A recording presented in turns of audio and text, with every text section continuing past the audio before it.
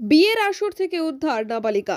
দক্ষিণ চব্বিশ পরগনার নারায়ণপুর এলাকার এক নাবালিকা মেয়েকে তার বাড়ির লোকজন বিবাহ বন্ধনে আবদ্ধ করার জন্য যখন ব্যস্ত ছিল, তখনই কাকদ্বীপ থানার পুলিশ গোপন সূত্রে খবর পেয়ে বিয়ের পিঁড়ি থেকে কল্পনা দাসের নাবালিকা মেয়েকে উদ্ধার করে এবং নাবালিকা মেয়েকে বিয়ে দেওয়ার জন্য কল্পনা দাসকে গ্রেফতার করে আজ সকালেই। কাকদ্বীপ থানার পুলিশ ওই নাবালিকার মা ও যে ছেলের পরিবারের সঙ্গে বিবাহ বন্ধনে আবদ্ধ করার চেষ্টা করছিল তাদের বিরুদ্ধে একাধিক ধারায় মামলা রুজু করে।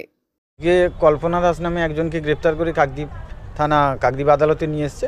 মূলত কাকদ্বীপ থানা আজকেই সকালে গোপন সূত্রে খবর পাই যে এই কল্পনা দাস তার নাবালিকা মেয়েকে নারায়ণপুরে একজনের সঙ্গে বিয়ে দেওয়ার জন্য ওখানে নিয়ে গেছে এবং ওখানে বিয়েও দেওয়া হচ্ছে। সেই সময় পুলিশ ওখানে পৌঁছে যায় এবং কল্পনা দাসকে ওখান থেকে গ্রেপ্তার করে এবং নাবালিকা মেয়েকে ওখান থেকে উদ্ধার করে নিয়ে এসে এই কল্পনা দাস এবং ওই ছেলের বাড়ির লোকদের বিরুদ্ধে চাইল্ড ম্যারেজ রেস্ট্রেন অ্যাক্টের 9 এবং 10 ধারায় মামলা শুরু হয়েছে এবং তারপরে আজকে কল্পনা দাসকে কাকদ্বীপ আদালতে কাকদ্বীপ থানা প্রডিউস করেছে এবং নাবালিকা মেয়েটিকে ওকে হোমে পাঠানো হয়েছে।